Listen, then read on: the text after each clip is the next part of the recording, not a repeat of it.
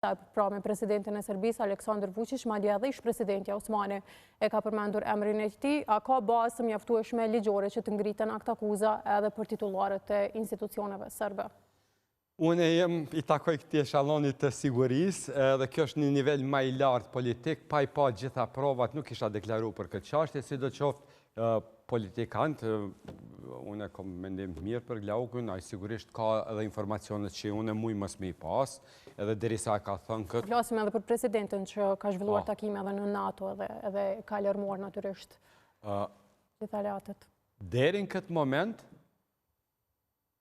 prokurori special Naim Abazi nuk ka gjetë elemente, ndoshta të ardhmen dalin edhe prova të re, po deri në këtë element me pas prova e kish fut në këtë akuzë. Unë jam strikt të ri profesional, ndoshta edhe ish-presidentja, ndoshta edhe ministri i punëve të jashtme kanë ndonjë informat se këto lloj krime nuk e kanë afatin e parashkrimit të shkurt, kështu që këtu ka kohë gjithmonë për akuzat të reja eventuale. Lidhja e politikës nuk mohohet, prandaj edhe në këtë aspekt ata e thonë. Jo,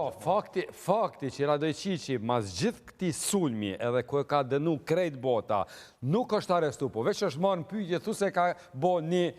kundërvajtje, një kundërvajtje bën e të majnë pak ma gjatë, këtu tregon që diçka ka.